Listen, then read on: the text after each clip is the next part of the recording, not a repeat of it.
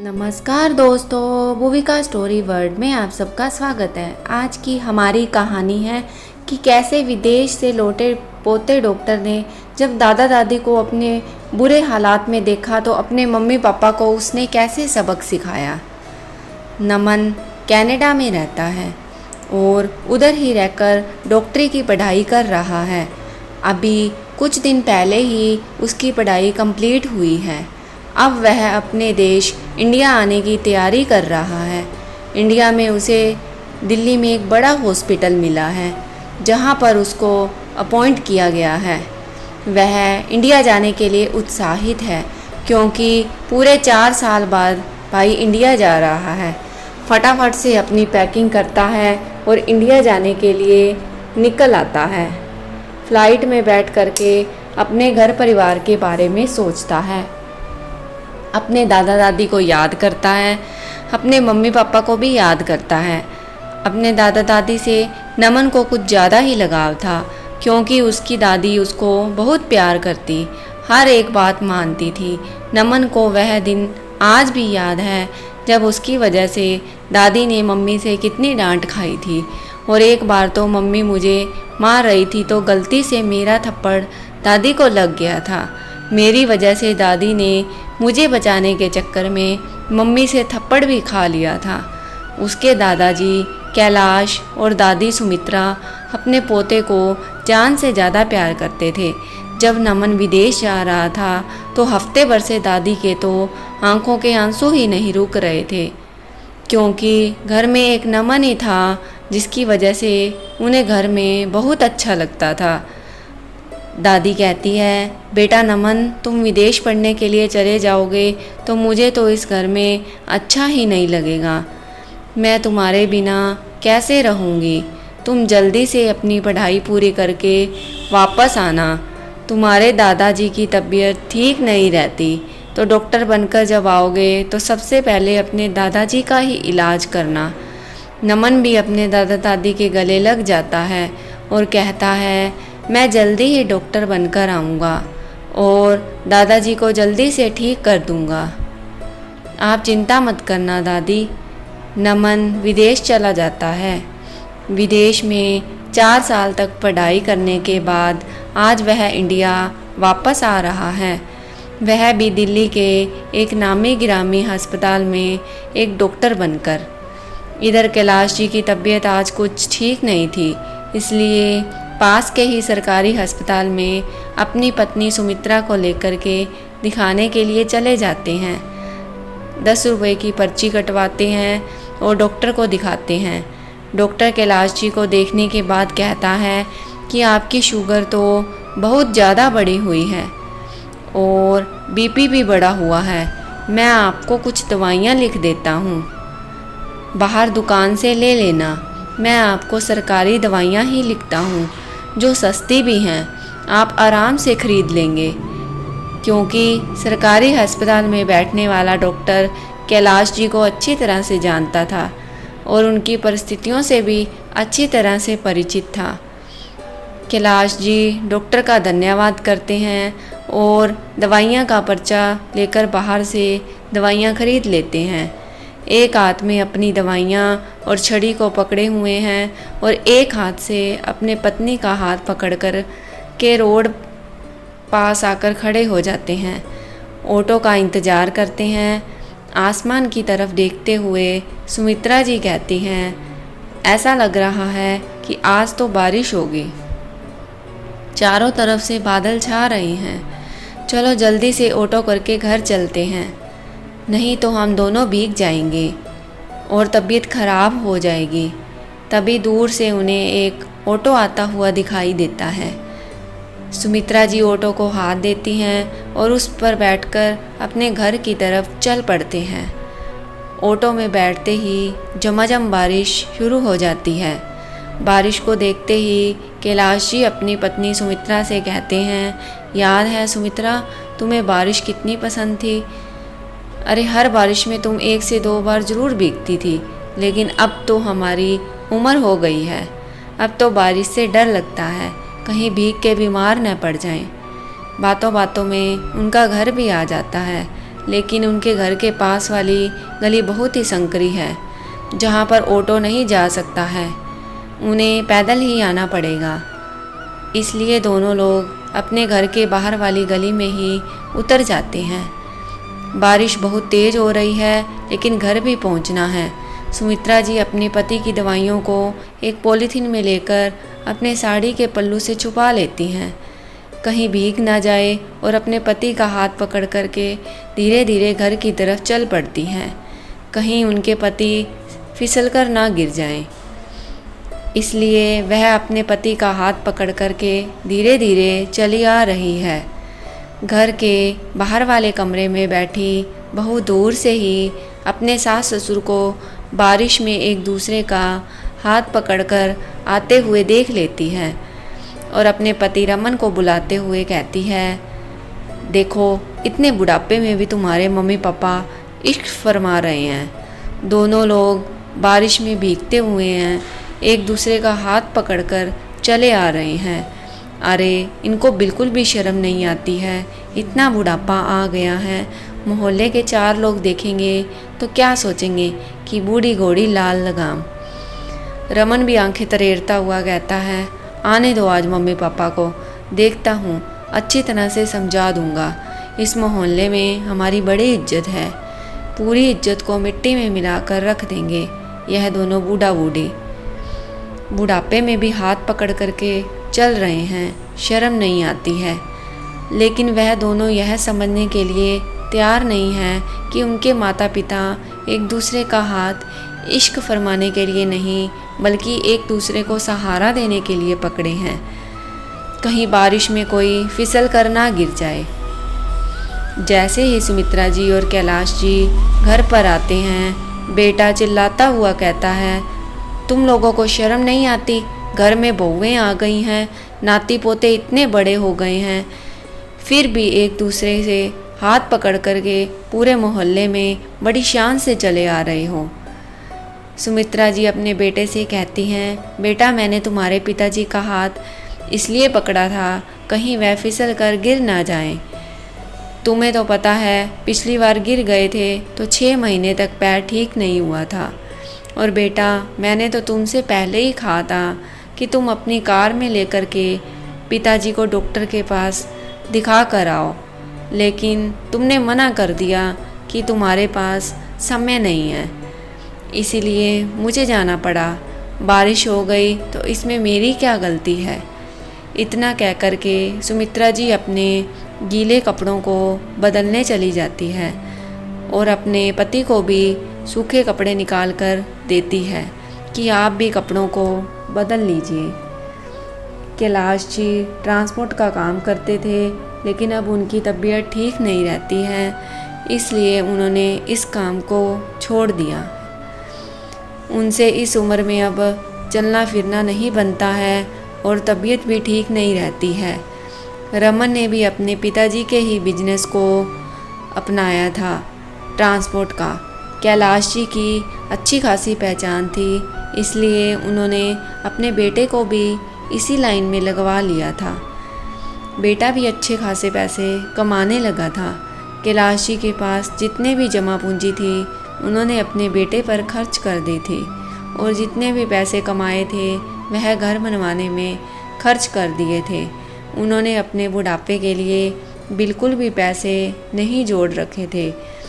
अब जब बुढ़ापे में उनकी तबीयत ख़राब होती है तो उन्हें दवाइयों के लिए, छोटी छोटी ज़रूरतों के लिए अपने बेटे और बहू के आगे हाथ फैलाने पड़ते हैं, और बेटे बहू को 100-50 देने में भी आफत आ जाती है।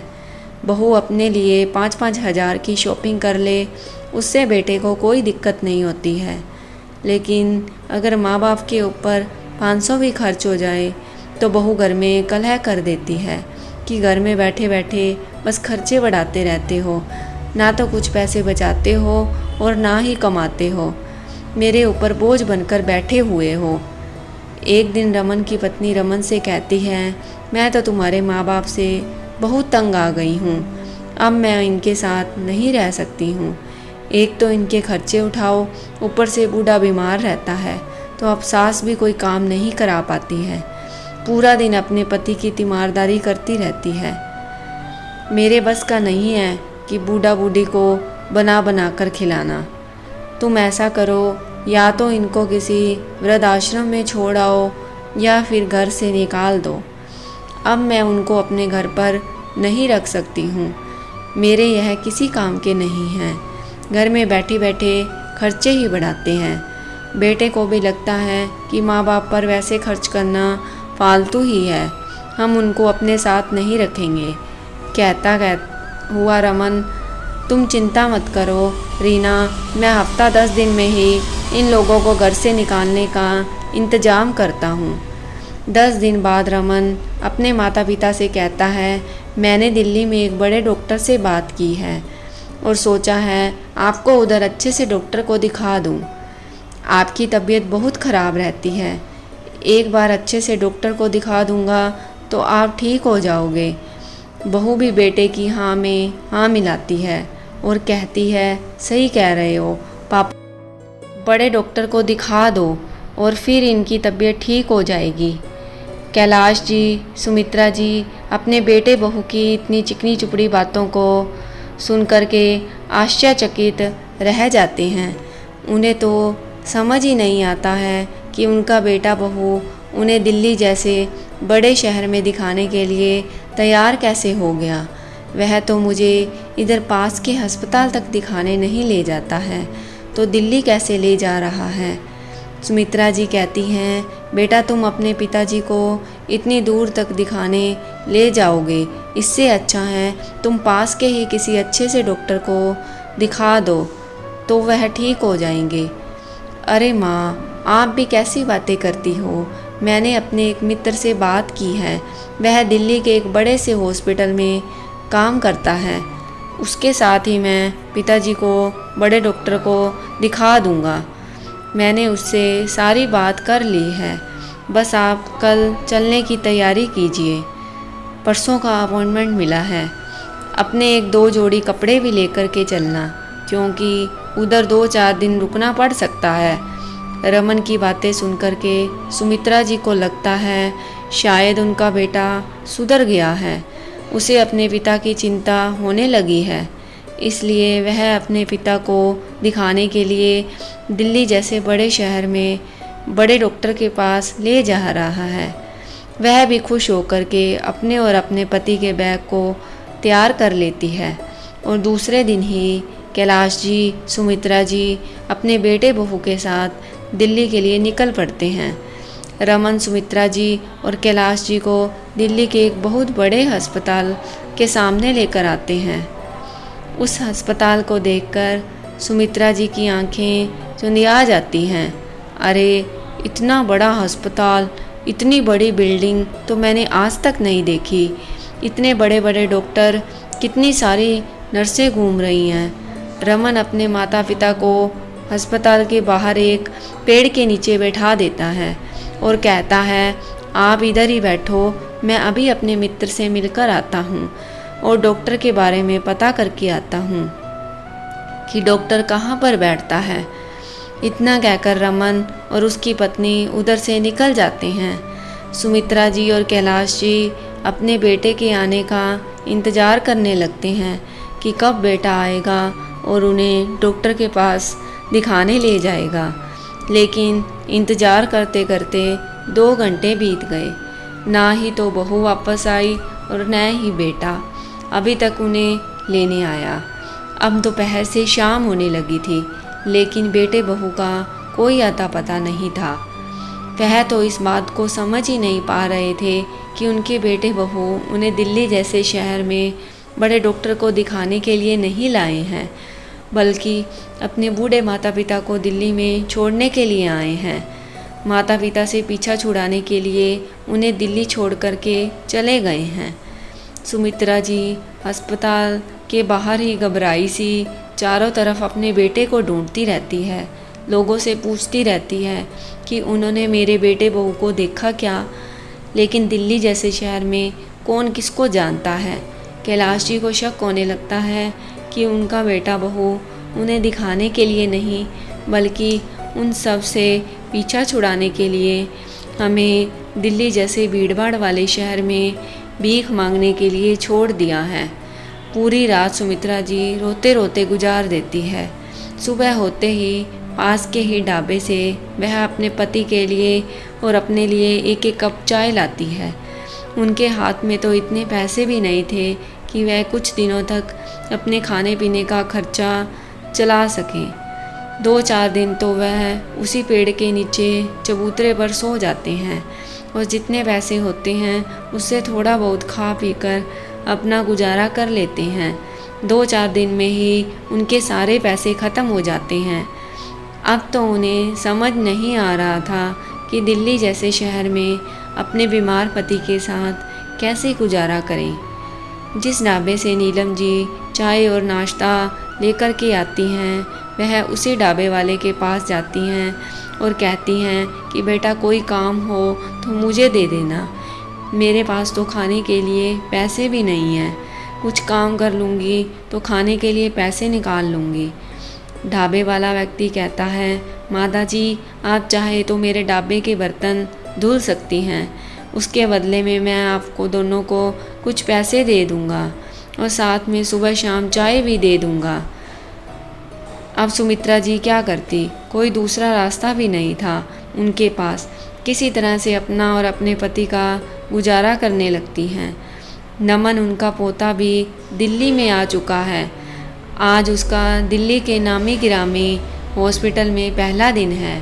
वह होटल से तैयार होकर के अस्पताल के लिए निकल पड़ता है। पूरे दिन की ड्यूटी करने के बाद शाम को जब वह अपनी कार में बैठ कर के जाने लगता है तो देखता है कि अस्पताल के बाहर जो चाय का ढाबा है उस पर ऐसे लग रहा है जैसे उसकी दादी हो और पास में ही छड़ी लिए दादाजी बैठे हों।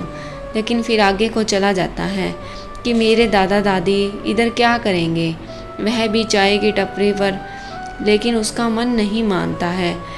नमन दोबारा से अपनी कार को वापस घुमाता है और उस चाय की टपरी के पास आता है और जैसे ही उधर आता है तो वह देख करके दंग रह जाता है कि अरे यह तो सच में उसके दादा दादी ही हैं और दादी चाय के बर्तन धुल रही है। दादाजी उधर ही एक कुर्सी पर बैठे हुए हैं।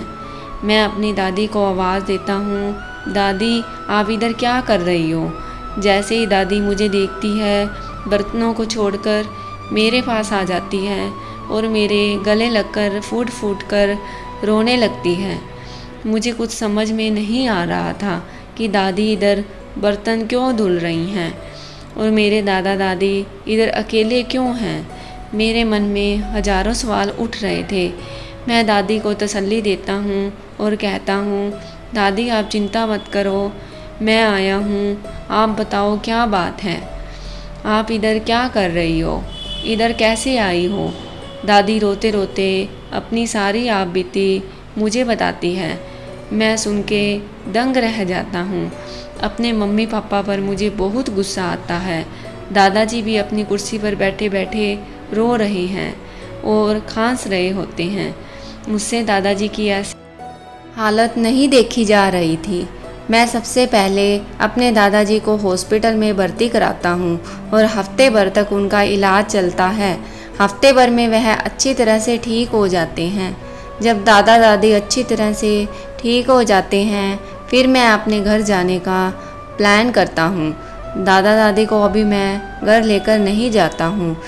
जैसे ही मैं अपने घर पहुँचता हूँ मम्मी पापा मुझे देख कर के खुश हो जाते हैं। मैं अपनी मम्मी से दादा दादी जी के बारे में पूछता हूँ कि वह किधर हैं, तो मम्मी झूठ बोल देती है कि वह दोनों बिना बताए पता नहीं कहाँ घूमने फिरने चले गए हैं, बता के भी नहीं गए हैं। मैं मम्मी के दोहरे व्यवहार को देखकर बहुत दुखी हो रहा था कि मेरी मम्मी दादा दादी के साथ ऐसा कैसे कर सकती है। फिर मैं अपने मम्मी पापा से कहता हूँ, आप लोग मेरे साथ घूमने चलिए, आप लोगों को मैं विदेश घुमाने ले चलता हूँ।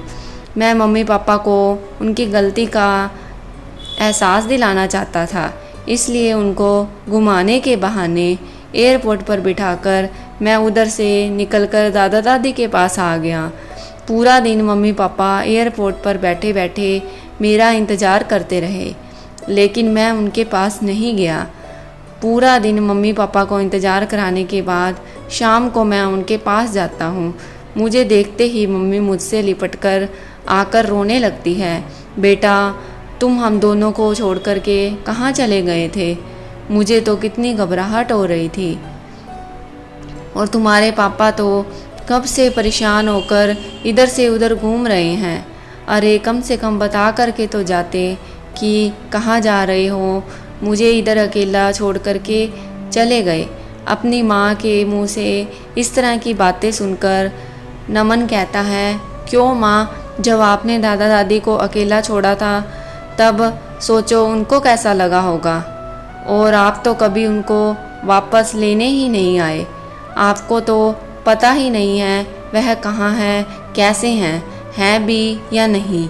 मेरी बात सुनते ही मम्मी पापा के तो पसीने ही छूट गए। मम्मी पापा सब ज़मीन पर बैठ गए। उनके मुंह से एक भी शब्द नहीं निकल रहा था, सिर्फ आंसू निकल रहे थे और उन्हें अपनी गलती का पश्चाताप हो रहा था। मैंने अपने पापा से कहा, पापा आप सोचो कि सिर्फ कुछ घंटों के लिए मैंने आपको छोड़ दिया तो आपको कितना बुरा लगा। क्या क्या सोच लिया आपने, और आपने तो दादा दादी के साथ कितना गलत व्यवहार किया है। सोचो अगर ऐसा ही व्यवहार मैं आपके साथ करता, हमेशा के लिए छोड़कर चला जाता, तो आपको कैसा लगता। बेटा, मुझसे बहुत बड़ी गलती हो गई, मुझे माफ़ कर दो। मम्मी पापा दोनों ही अपनी गलती का पश्चाताप करते हुए रोने लगते हैं। तभी नमन अपने दादा दादी को मम्मी पापा के सामने लेकर आ जाता है। अपने माँ बाबूजी को सामने देख कर के रमन उनके पैरों में गिर जाता है और कहता है, बाबूजी बहुत बुरा हूँ, मैंने आपके साथ बहुत गलत किया है, मुझसे बहुत बड़ी गलती हो गई, मुझे माफ़ कर दीजिए। मुझे मेरे ही बेटे ने ज़िंदगी की बहुत बड़ी सीख दे दी है। अब आप दोनों घर चलो, आप दोनों को मैं बहुत अच्छे से रखूँगा, कभी कोई तकलीफ़ नहीं होने दूँगा। कैलाश जी और सुमित्रा जी अपने बेटे बहू को माफ़ कर देते हैं और सभी लोग हंसी खुशी फिर से गांव में आकर रहने लगते हैं। नमन भी खुश है कि उसके मम्मी पापा सुधर गए हैं और दादा दादी को अच्छी तरह से रखेंगे। वह अपने मम्मी पापा को अच्छी तरह से समझा देता है कि अब दादा दादी के साथ कभी गलत व्यवहार मत करना, नहीं तो मुझसे बुरा कोई नहीं होगा। तो दोस्तों, आपको ये कहानी कैसी लगी, पसंद आई हो तो कमेंट करके ज़रूर बताइएगा, और चैनल पर नए हैं तो चैनल को सब्सक्राइब करना न भूलिएगा। Thank you.